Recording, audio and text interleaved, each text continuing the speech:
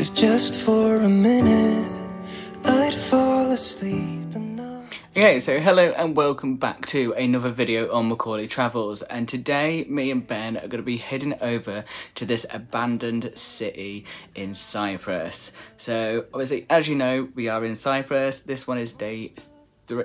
No, we're on day 2. We've only been here 2 days and this is the second one. So we're going to be heading over there shortly. We've got to pass through the border over to the north of Cyprus, and yeah, I've had a look online. It doesn't seem that complicated, so hopefully it's nice and easy and straightforward just to get through, and then we'll have a see whether we get a taxi or, you know, hire another car, because we're not going to take the car that we've currently got, the microwave, over the border. So we're about to head off, so I do hope you enjoyed the video. If you do, please like, comment and subscribe. Don't forget to hit that notification button, and yeah, I shall catch you soon. Image of you and it shivers. Nobody knows the way it shivers. Okay, so me and Ben have just pulled up at the side of the road to get some snacks for the day, and it looks like a really traditional shack shop. Like, I think they call them kiosks. So I'm gonna have a little go in and have a see what it's like there. Hopefully they accept card. I hate to admit it, I'm out of ideas. I don't know what to do. Most of the times I think I'll make it through, but all that it takes is one image of you and it shivers. Nobody knows the way it shivers. Nobody knows.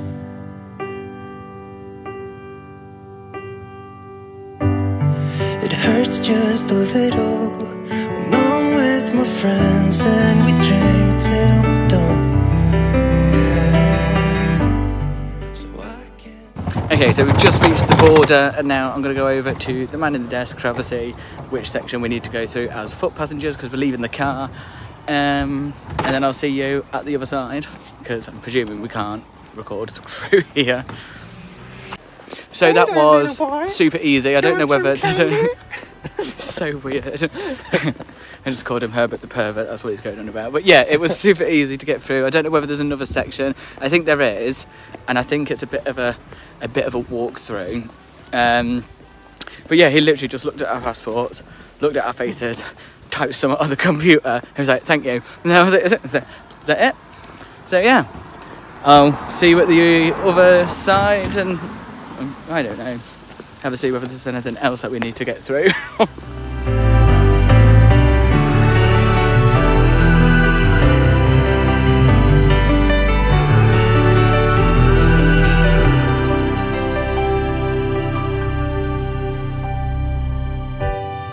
If just for a minute. So I've just come and sat in the sun because it's a little bit cold over in the shade where Ben is, just there.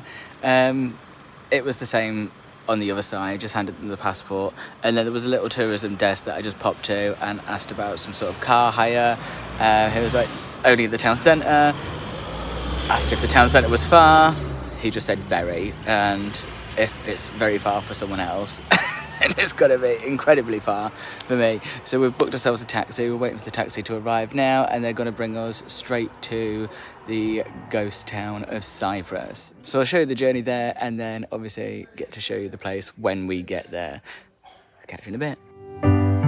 It hurts just a little when I'm with my friends and we drink till we're done. Yeah. So I can't remember how it would feel to wake up in that bed right beside you.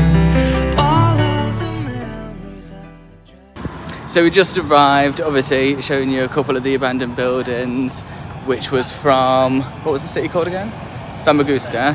I'm going to go and have a look at how much the bikes are now to rent, and then go into the ghost town. I shall catch you there. Okay, so me and Ben have just come in now.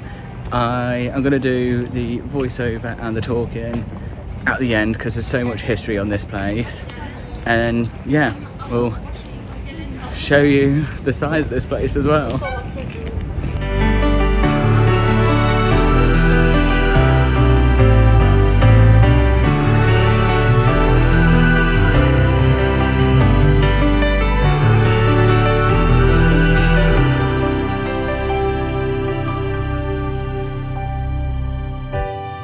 If just for a minute.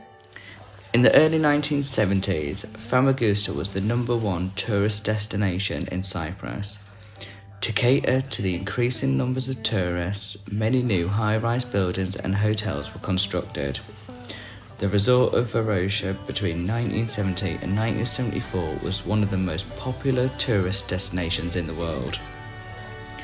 The rich and famous came here for their holidays, and many a tourist from far and wide enjoyed sunning themselves on the golden beaches and staying at one of the many luxury hotels that graced the resort.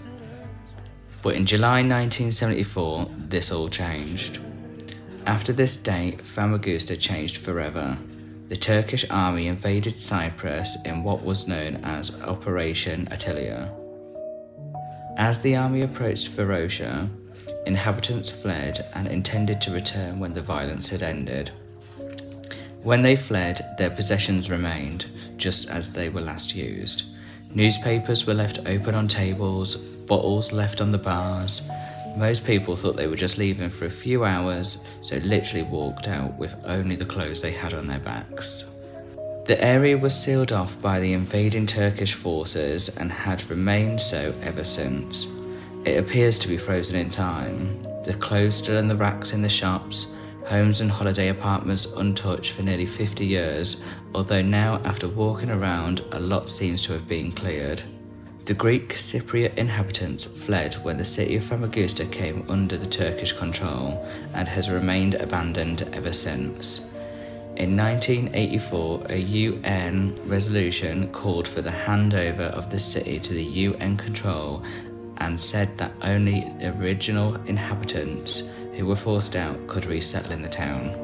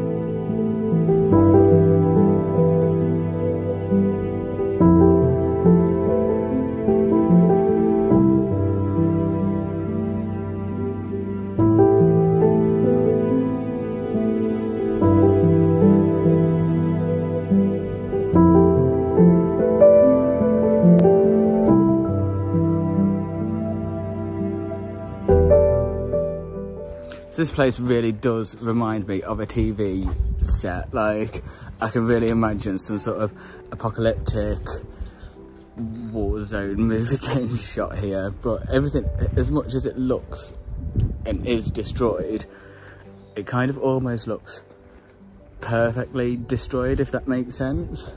But it's quite eerie and nice walking around here, to be honest, and it's nowhere near as busy as I thought it was going to be. So we're doing well for shots and pictures without people in.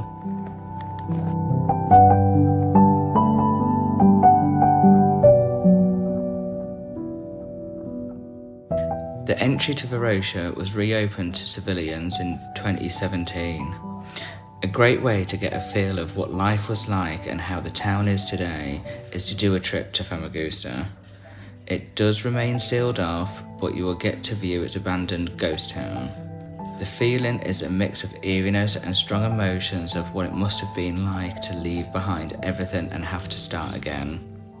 Varosha was first partly reopened to the public in October 2020, with smaller steps being taken ever since, including adding amenities and restaurants along the beachfront.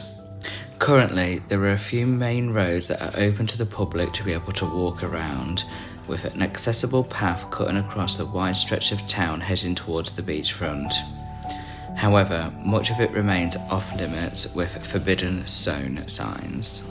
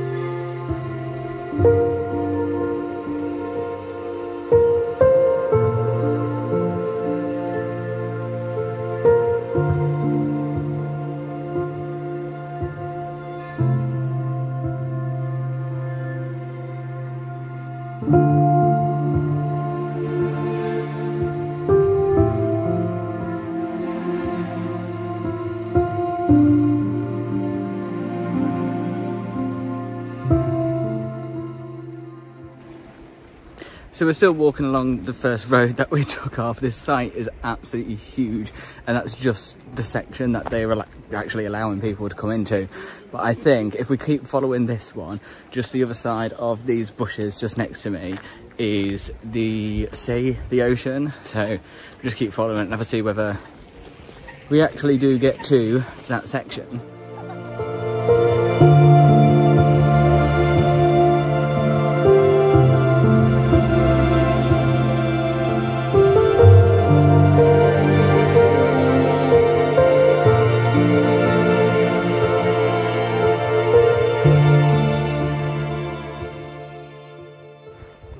Okay, so it turns out, no, it don't lead to the beach. I don't think you can actually access the beach, if I'm honest.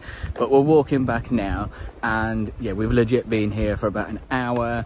We've done one road so far, so if you do come, make sure you give yourself the day, basically, because I think you could spend easy 4 or 5 hours just walking around, especially if you're like after pictures and videos and stuff.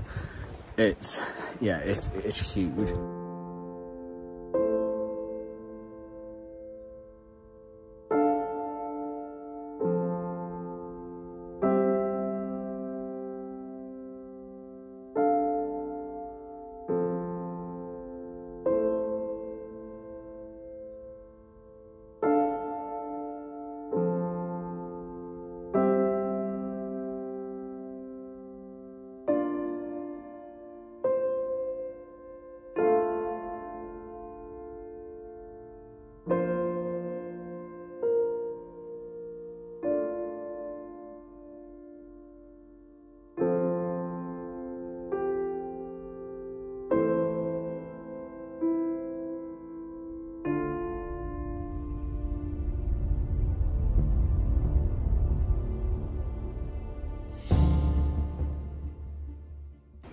So walking around, there's hotels, there's like villas, people's houses, pharmacies, opticians, shops, clothes shops, souvenir shops. It's absolutely everything, and it was a real upcoming seaside resort town, and it had been up until I think it was 1974. If I'm wrong, that's the right date. But yeah, it's incredible, absolutely incredible to walk around, but it's so eerie as well at the same time. Like, just thinking, like, all of this was such a popular place, massively popular and upcoming, and then, yeah, bit sad, but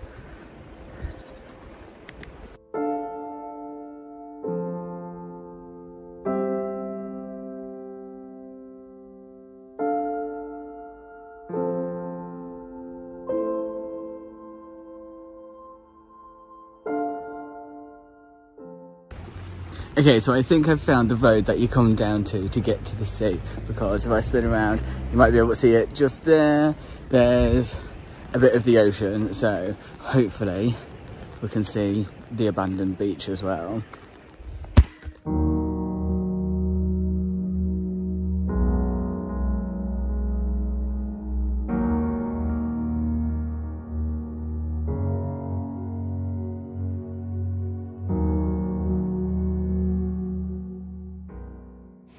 Okay, I feel, obviously there's a lot of wind, but I feel like this gives you a really good aspect of how big the abandoned ghost town in Cyprus is. Let me turn this around.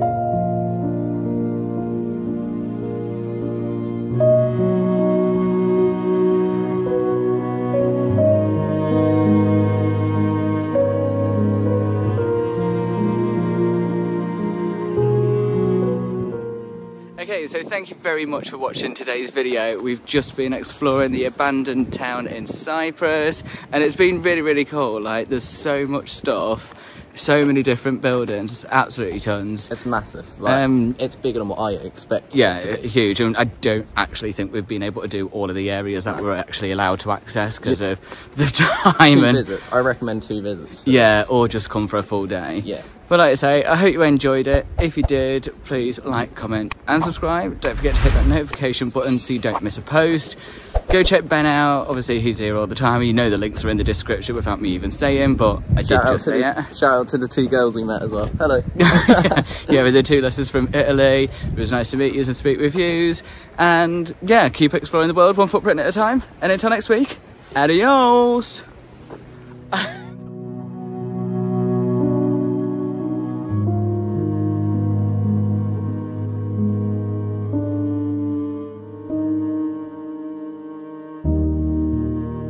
Thank you.